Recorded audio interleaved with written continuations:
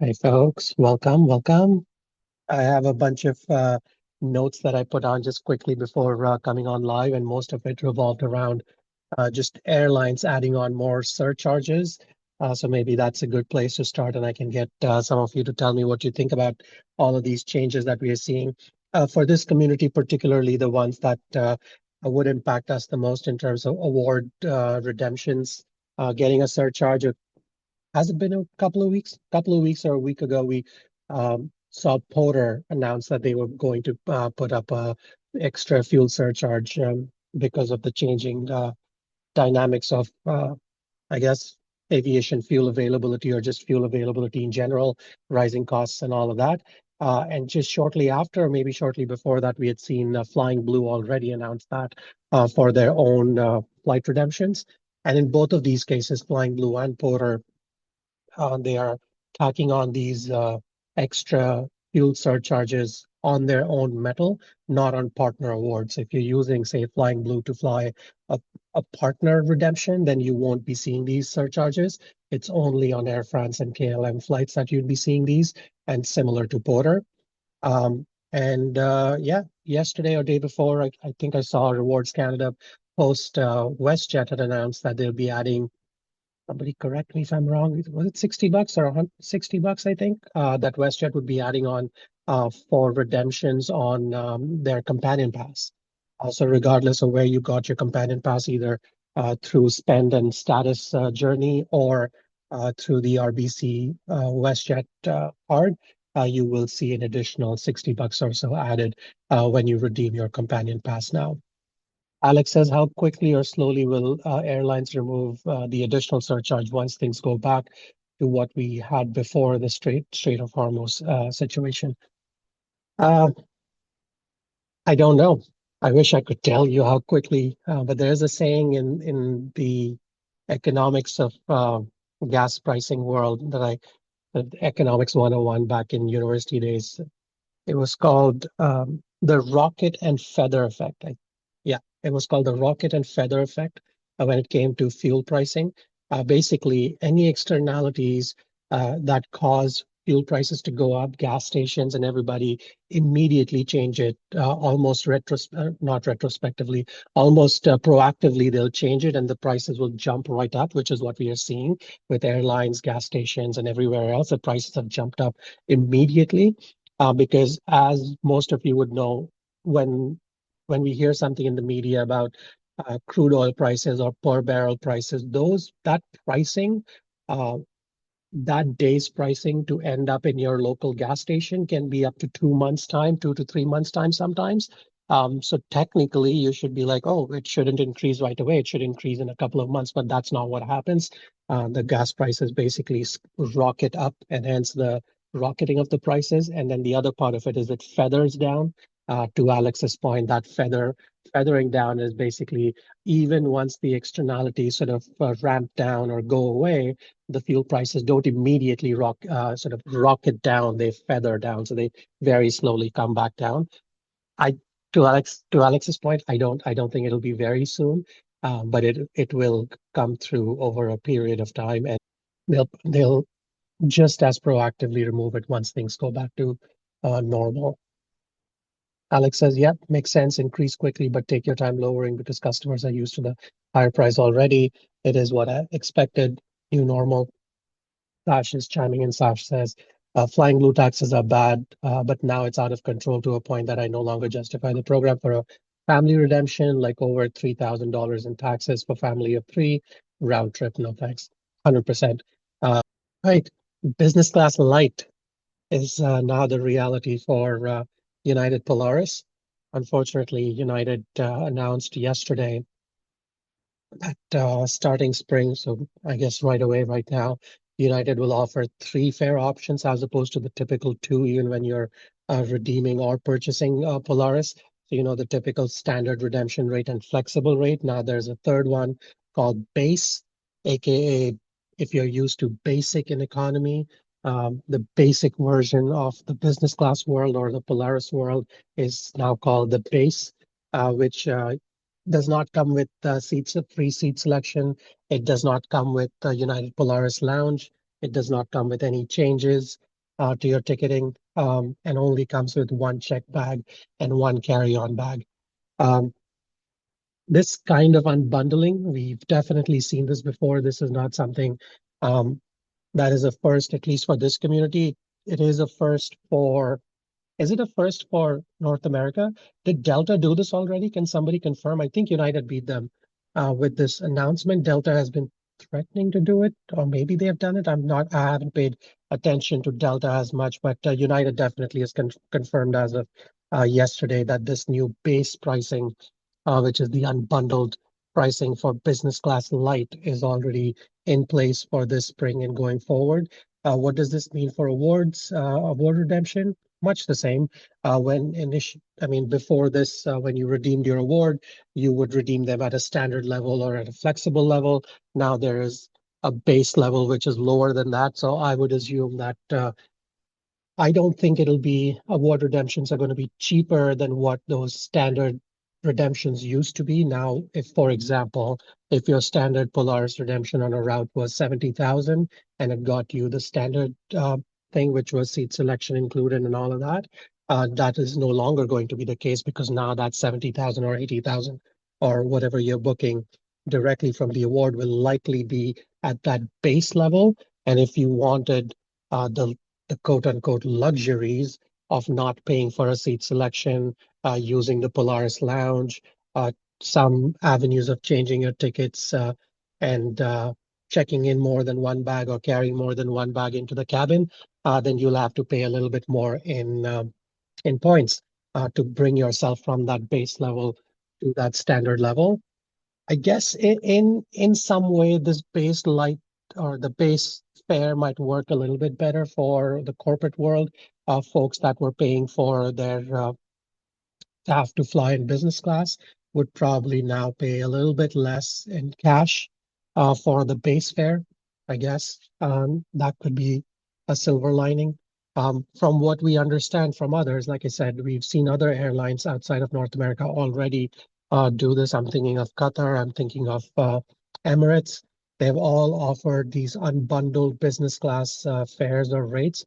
So I'm thinking like, think about no chauffeur service when you redeem on points, you have to pay additional for certain seat selections.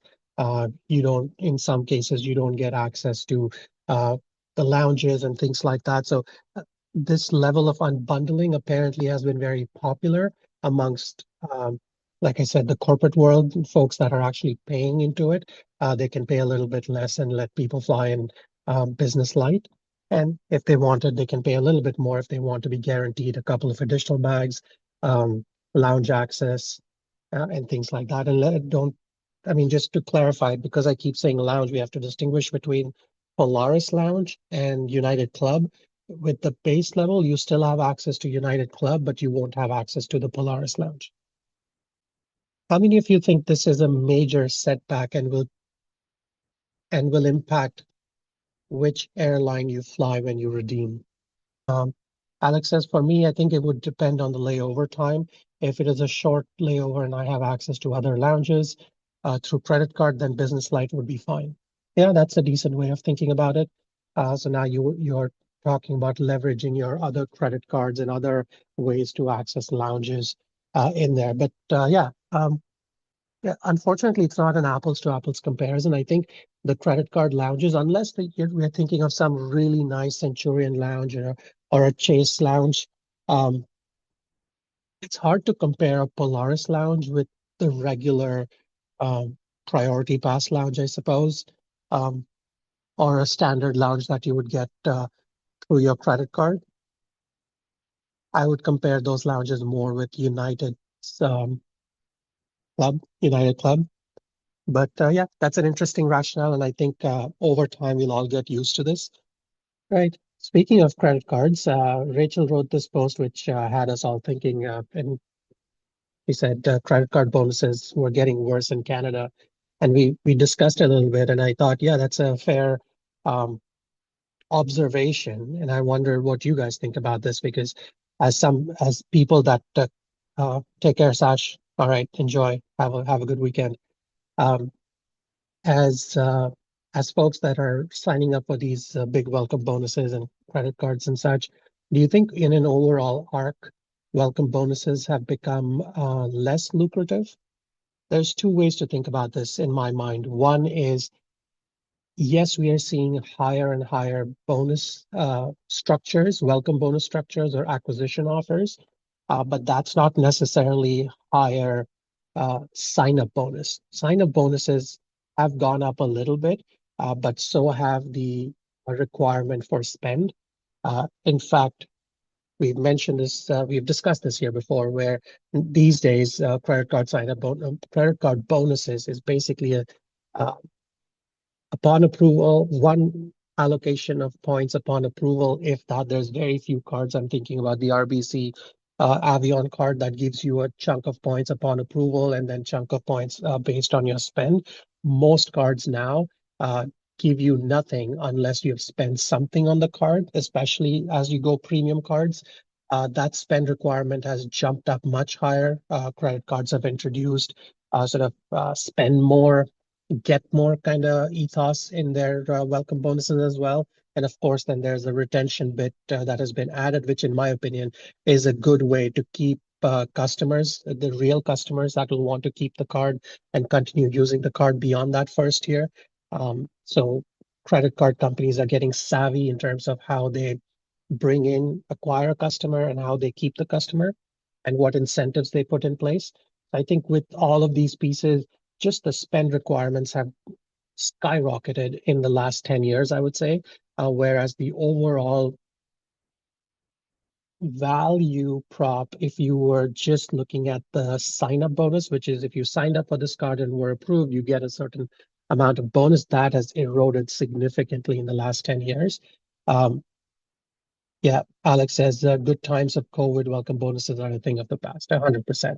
I think that was the last wave that we saw because folks weren't traveling, because folks weren't doing a lot of things. So just to keep that economy going, we were seeing higher and higher bonuses and not so much spend requirement. But as soon as we came out of those COVID years, a couple of COVID years, we saw even bigger bonuses. Now 100,000 points on a card is just like a standard in most cards that expect you to pay some kind of annual fee. We are very close to 100,000 on most cards. But it comes with significant spend requirement depending on bank to bank. So with that in mind, I felt like that write-up about credit card bonuses getting worse in Canada was a good observation. What has been what has been your behavior around these changes? Do you find that since the retention offers were constituted within the overall bonus structure, do you find yourself keeping some of these cards for longer than you would have typically? Or that retention bonus doesn't really matter to you if the experience with that card is not good enough in the first year, you're going to ditch that card regardless, and you don't even consider that retention bonus as part of the overall bonus to begin with. Let me know what if you've changed your behavior around that. I'll tell you my own. My behavior definitely has changed in the sense that I now very carefully select the cards that I want to keep in my wallet, and no longer do I think about just the first year. I'm almost always looking for cards that I want as keeper cards, or at least for the 2 to 3 years to draw real value. So I'm looking at two things. I'm looking at the overall welcome bonus structure, of course, because I'm willing to keep that card for more than a year. So I want to see a strong retention bonus as well, if possible. And I'm particularly looking at the earned rates more than anything else, because with if the earned rates are strong enough, even if the welcome bonus is not, that card will stay in my wallet for much, much longer than a card that comes with 200,000 bonus and average earned rates. So with the I'm thinking Cobalt is a great example of a card that has super high earned rates, not as good a welcome bonus. It's 15,000, and most the standard is 15 to 30,000 that we've seen. Um, so nothing flashy, but the card is so strong that most of us in this community have kept that card going in our wallets for year over year. And I think that's where the next step needs to be for banks, as banks are now figuring out this layered bonus structure. The next thing would be put a bit more emphasis and money into the earn structure, because as soon as you lock that down, people will gravitate towards that card a lot more than just sort of almost like a old school way of, hey, look, shiny 100,000 points, come get our card, is no longer a good way of marketing a product. I feel like people respond in a much better, more positive way to a product when you can really tell them that the core value of that card through the earn structure, through the redemption structure, is something that will be beneficial for a customer.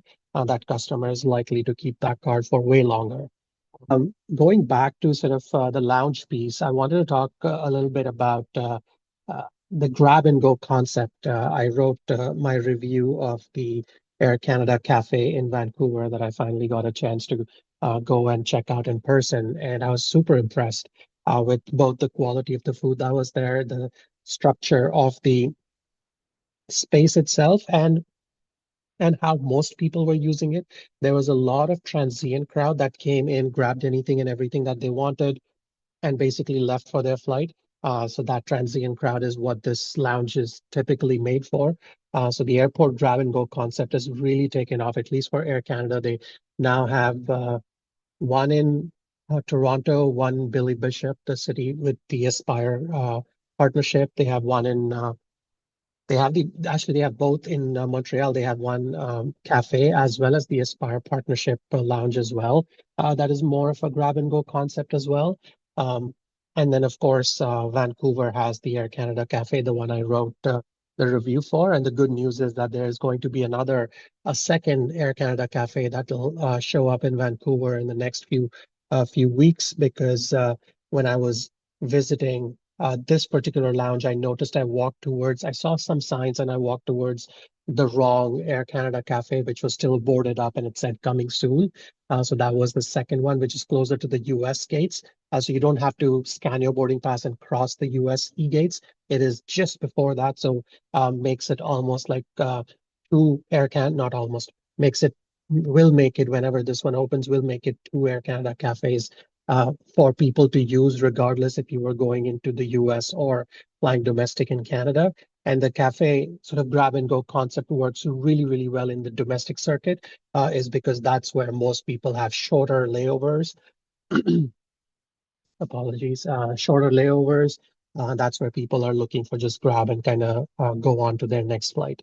Um, yeah, and I didn't realize that actually I'd read about United's concept and I thought they just had the one in Houston. So United has their own as well. I think the United one is called Club Fly, United Club Fly, and they have one in Denver, and Denver opened much before Houston one. So now they have two of these grab and go concept, United Club that is. So it's called United Club Fly, and there's two locations, Denver and Houston. And then, of course, American last year released their own grab and go lounge concept, which is called Provisions by Admirals Club. And the first one and the only one that they have is at Charlotte Douglas Airport, so CLT. So if you were headed to Charlotte, you'll see that Admirals Provisions by Admirals Club, exactly the same concept, grab and go. And I feel like this is going to be the future, especially for North America travel. When I say domestic, I typically mean Canada, US. So in that circuit, I think we'll start to see more and more of these grab and go concept lounges compared to the traditional lounges. Um, just because I've seen my own behavior has changed quite a bit since the Air Canada Cafe came on in Toronto. I just do not go to the main Maple Leaf Lounge anymore. Even if I'm connecting to an international flight or if I've just arrived from international and I have a domestic connection to Ottawa, which is more likely the case, I don't even bother going to the Maple Leaf Lounge. I just go straight to the cafe. I enjoy the food offering. I enjoy the elevated drinks and coffee offerings. And if there is, and those cafes can get super busy at times. I hope they can figure out a second location for Air Canada Cafe in Toronto as well very soon. I don't see a reason why they won't, given that Vancouver now has two. Uh, Air Canada Cafe the second one should be coming up soon in Toronto as well. Yeah, so I gravitate there right away. And the other sort of amenity I really enjoy out of the typical grab and go thing is that it's always staffed by people that can help you, Air Canada staff, that can help you with your ticket changes. In my case, I've done a lot of those requests for being on a standby on an earlier flight, depending on when I came in. So they're super helpful, and even in irregular operations and such, if you wanted to change your flight, if you wanted to cancel your flight, whatever, the staff members at that Air Canada Cafe location are super, super helpful. And I don't see why it would be any different at the other grab and go locations, be it United or American. So in a way, as an overall product, that to me is a lot more valuable. Yvonne is just coming. Yvonne says, Yvonne says, a big fan of Air Canada Cafe as well. Yeah, I've really enjoyed it. I was very skeptical, and just being very honest here, I was very skeptical when they first introduced it. I wasn't following as much what United was doing with United Fly because apparently United's grab and go concept was launched just before Air Canada's Cafe. But when Air Canada Cafe came on, I thought, oh, they could have done another full lounge, but they're choosing not to because it's more expensive. This is more a money decision. But no, as always, they know their product best. They know their customer base best. They know exactly what they're trying to put out and what they're trying to solve with that. And like I said, over the last couple of years, I've just become such a big fan, much like Yvonne, of that concept. Because when I have just an hour to kill, it's the best way to just walk in there and enjoy the elevated services, be it through status or be it by flying in business class to begin with, including points redemptions and such. So it's been a solid one. There was another nice little news for the points community as well. Is Alaska Airlines unveiled their brand new business class suite on the new 787-9s, which is a fantastic product. They put out a media release. Rachel covered it on Points, Miles, and Bling. You can take a look at some of the renditions and pictures that are there. And they announced it on 3 new routes where the new product will be featured. So, and of course, Seattle being the hub. So Seattle to Seoul, Korea starts April 2026, so I guess this month. Seattle to Rome launches end of April. Seattle to London launches May 21st. And then Seattle to Tokyo is scheduled for fall 2026. So 4 routes. So basically, if you get a chance, and we are such big fans, I guess, keep using the same words over and over again, I suppose, but we are big fans of Atmos program.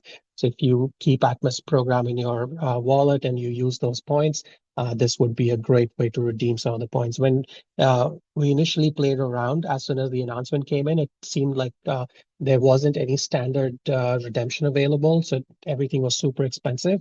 But to Rachel's point, I think she was explaining that to somebody in the comment section. Was that can happen when a new product gets announced and everybody sort of clamors and the dynamic pricing does its thing. But if you're able to book 3, 4, 5, 6 months or 12 months in advance, you should be able to find some of these standard, some of the brand new 787-9 business class suites on Alaska Airlines on these new routes. So Seattle to Seoul, Seattle to Rome, Seattle to London, and Seattle to Tokyo are the ones they have announced for now. So go and take a look at their schedules, and hopefully you're able to pin one of these down for a fantastic new premium product, yet another premium product in North America, which would be fantastic. I don't have any other big news items, but what I did want to piggyback off of the 787-9s was my excitement because I just recently, actually, I have a picture. So let me just transition into picture and storytelling. I got a chance to fly Air India's brand new bespoke 787-9 service. The only route it's serving right now is Mumbai, Frankfurt, and I think there's a couple of routes from Delhi. I think Delhi, London, Delhi, Dubai is supposed to start operating soon on the 787-9s. But the brand new 787-9s on Air India are pretty nice. That's the brand new Air India 787 suite, the business class seat, that is. I was in seat 3A, really well laid out. It has its door as well, the sliding door. Unfortunately, the certification hasn't come through yet, so the door was not operational. And I was flying, like I said, from Mumbai to Frankfurt. The suite itself, well laid out. Unfortunately, no more than one window, direct access to one window, but these 7879 windows are gigantic, and you can see how much light sort of flushes through that one window. I'm not saying that they shouldn't have had just the one window. I'd love to see two or more, but that also tells you that the suite itself or the business class seat itself is not the biggest. It's the standard, I would say, space. uh, in practice, it seemed a little bit smaller than what I would have expected, but the aesthetics of it, the comfort of it was super fantastic. As you see, there are a lot of so two things that I would say doesn't work. So what works is beautiful cabin, beautiful seats, great service, amazing food on Air India. The menu itself was fantastic. It had everything from continental food to Indian food to serve everybody's palate. Uh, my favorite amenity was that little cubby. Actually, right beside that cubby is that charger, the phone charger. I love just tucking my phone in, and this what would I call it? The hinge here has foam on the inside, so it sits really nicely and gently on your phone screen. So you can just slot your phone in there, and it charges just as well. All the connections and ports that were here was super convenient. Um, where it could use as an improvement were two things. I don't know, can they improve any of these? And I don't think they can improve any of this structurally, but the footwell is super narrow. So when the seats go fully flat, the footwells are extremely narrow, to a point where both my toes were like cramped in and touching at full stretch, and I'm only 5'8". So people that are taller than 5'8" may really, really struggle because they'll have to fold their legs in, and the footwell is so far in, the footwell goes all the way under the seat in front of you. Um, so unfortunately, even taller people, if they try to fold their legs, there's not much maneuver room under the footwell here. Um, and so if you like sleeping like you were in a coffin, you might be okay. But my large shoulders and stuff just did not do well with this little section on the side. As the bed goes down, there's just not enough room between the edge of the seat or between the edge of the bed uh, and this section, the table section here. Um, so my shoulders are super cramped. But the good thing is I'm a side sleeper. So as I turned on the side to sleep, I noticed that the footwell becomes even more cramped because now you're a little bit more vertical under that space. So I think that if I'm being super critical here. So with that in mind, that would be the only big thing for me. I don't travel with a lot of stuff in hand with me. So I didn't find it as inconvenient. And I also don't actively or constantly use my laptop if possible when I'm flying. I try and use my flying time as typically not do more than an hour's work if I could help it. Even on long haul, I'd rather prioritize my sleep. So it didn't bother me that there wasn't enough storage. So if you had a small bag with you and you wanted to keep that, you wanted to remove your shoes, there just wasn't enough storage around where you could sort of keep your shoes, where you could keep your small bag, or where you could tuck your laptop away and access it every time you wanted it. The small little cubby with the headphones here was decent, but I don't think it'll hold a full laptop kind of space in there. And that was the only space where you could actually keep something. Other than that, you would have to use the overhead bins, which were big enough and nice enough, I suppose. So that was my experience with the 7879 with Air India. And now that I've seen the pictures of the Alaska Airlines 7879, it looks very similar, like very similar to this exact same structure. But of course, the aesthetics would be a little bit different to Alaska's thing. But I, without even trying it, just with the pictures, it looks very similar to this kind of setup on the 7879s. In fact, you know what made this Air India suite or Air India business class seat feel a little more cramped is because once I got to Frankfurt, I had an overnight layover. After my overnight layover, I was flying on the Fifth Freedom route on Singapore's business class on their 777, and I was able to snag the bulkhead seat, the bulkhead business class seat, which is row 11. And that seat is just so fantastic, so much room, both leg room. I mean, leg room, shoulder room, you name it. There, that's the business class seat. So you can obviously tell that it's much wider. This seat is much wider, much bigger. And after I got into JFK, I was thinking, oh, you know what? This older product makes that 7879 as good as that Air India 7879 product is on an overall soft and hard product. I would just fly this older product any given day, any given time over a 787 seat. And I know a lot of people will be like, oh yeah, but it's an older product and whatnot. But this older product is so comfortable, like really, really comfortable. So this would have been my go-to. Actually, I have another picture that I can show you in a lie flat. There, that's the lie flat. So once the bed is flat, uh, and this darker space where my cursor is hovering, all of this is cushioned. So this is still part of the seat, and the screen is I mean, further down. So when you lay down here, look at the shoulder room, look at just how much space you have. Yes, it's open. Yes, it's not super private and whatnot, but hey, comfort over anything else. And this seat was just massively comfortable.